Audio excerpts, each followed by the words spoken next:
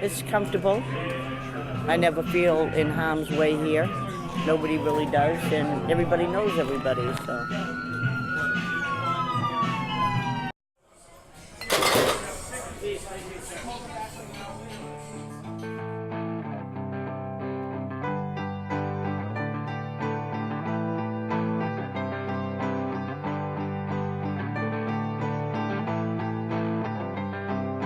Closing time, open all the doors and let you out into the world. Closing time, turn all of the lights on over every boy and every girl. Closing time, one last call for alcohol, so finish your whiskey or beer. Closing time, you don't have to go home, but you can't stay here.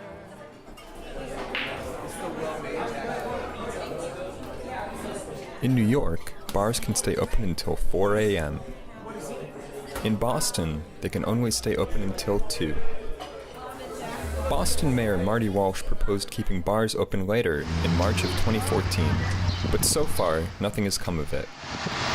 Later bar hours could antagonize the already poor relations between Boston's permanent residents and the large amount of temporary students. I think a lot of the transient residents, of whom we have many, would support it because they're mostly young people. They're the ones that go out and they say, oh yeah, why not? I think it'd be awesome. I like to stay at the bar later. Yeah, Boston is a major city, just like New York. I mean, they're open till 4, so why not? I'm from New York, and we all meet up around 10 or 11 o'clock with our buddies to start going out. And then we don't get to the bars till around 12 or 1. When I get done out of work here at like 1 a.m. or 2 a.m., sometimes it's nice to have a drink and there's nowhere to drink. And I would definitely spend more money on drinks. I don't know if that's a good or a bad thing. I worked at a 2 o'clock bar before I came here. So, and that last hour is good.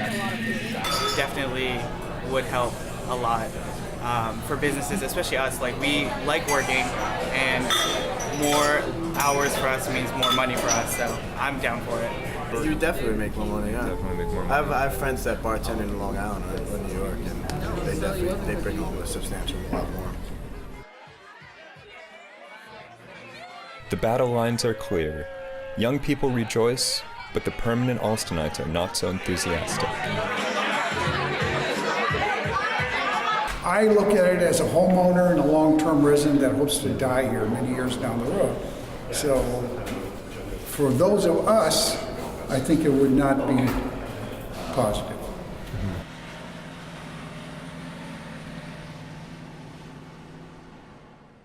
Mayor Walsh intended to test the later bar closing hours in the Seaport District starting in the summer of 2014. State Senator William Brownsberger of Suffolk County filed the bill in the current legislative session, which would amend the state law prohibiting the sale of alcohol between 2 a.m. and 8 a.m., and allow bars serviced by the MBTA to continue serving alcohol past 2 a.m.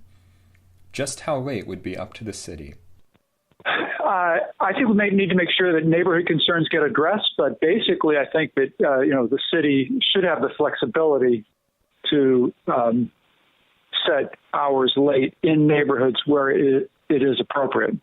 People who live in Boston and would like to get a night's sleep don't want loud bars going on all night.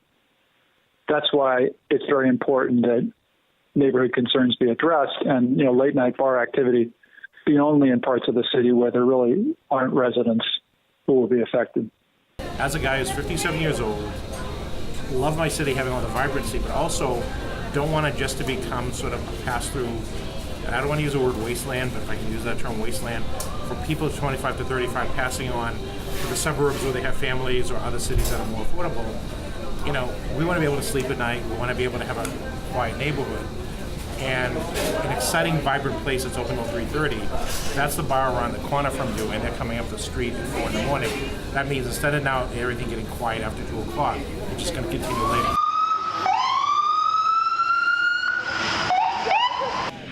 I don't think there'd be any more problems. I don't think it would create any more problems. Might be more noisy for the neighbors, people going home at night, but like I said, everybody around here tends to walk, so.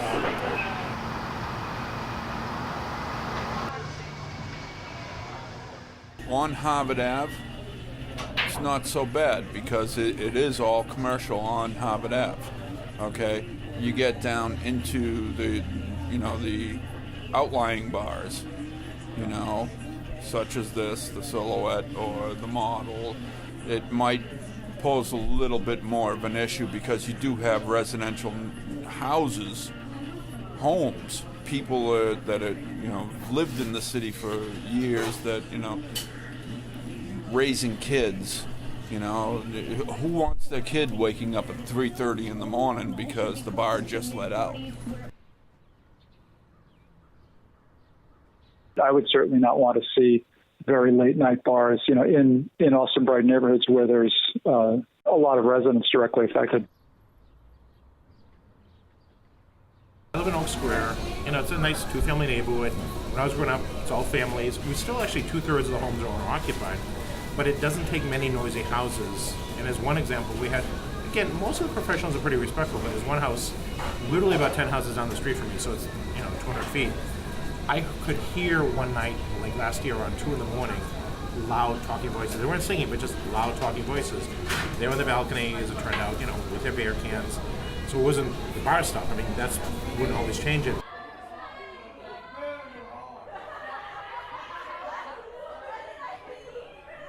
I noticed there's a lot of people who are, by nature polite, so they might be quiet, but I've noticed too many people who are perfectly fine during the week, but they have their alcohol and their voice is, I call it the alcohol voice, the octaves higher. And they don't realize that, not everyone at 1:30 in the morning wants to hear every conversation they have. Especially in Allston or Boston, people always want to stay out later anyways.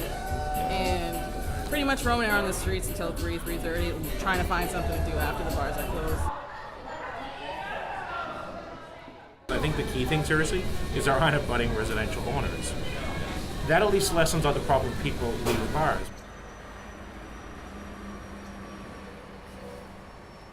I think it'll help outside of Allston more than maybe in Allston, just because we have kind of a rowdy crowd as it is, and definitely having it open later in some cases might cause a little trouble. Like maybe like downtown or like Seaport would be a better test place, because Seaport's mainly older people. They're not going to get as rowdy, and like if something does happen, I think you can contain it more. Places like the Seaport, Quincy Market, those are places that come to mind as potentially being okay. I mean, I'd want to go through the process and hear what everybody had to say about it, and that's, I'm sure, what the mayor would want to do. But those are places that come to mind initially. In a neighborhood where you have real residential as opposed to downtown where it's more commercial, and the commercial shuts down at 5 o'clock and you're not really imposing an issue onto the neighborhood around the bars. But, make no mistake about it. When they get in the taxi, or if the tea does stay late later, as they get off the taxi, as they take their, say, late night tea in their bus, no offense, when they're coming into their apartment at, say, 3:30 in the morning, they're noisy. And if a neighborhood like Brighton, where I live, has a lot of people who are in that age bracket, that means my neighborhood's going to be noisier even though the bars are downtown.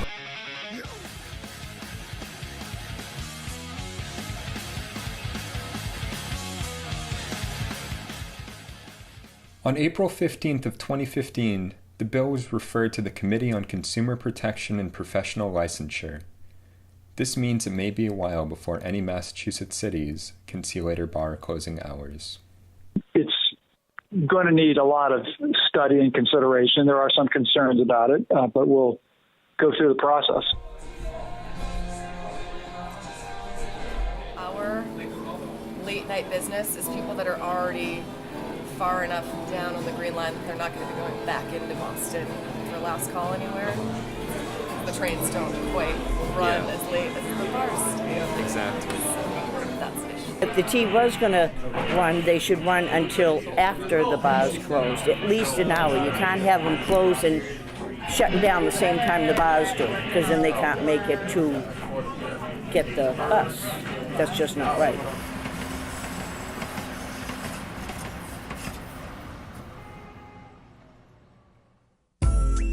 Oh. Look at that. Shoot them off.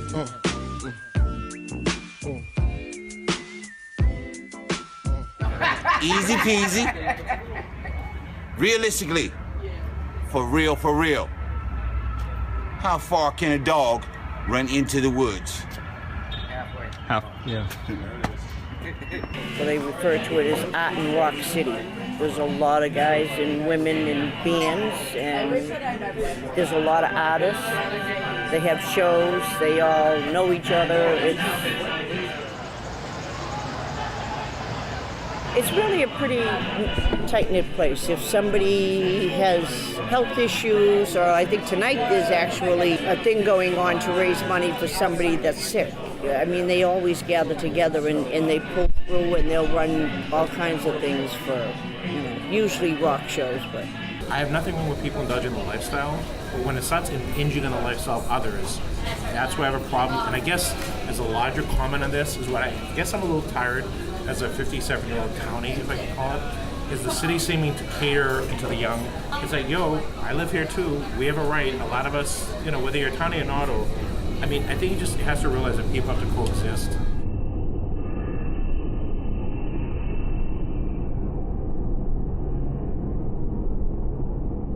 He keeps bringing up world-class city. That we have, this will make us a world-class city. People say, well, you're going to be less of a world-class city. So be it.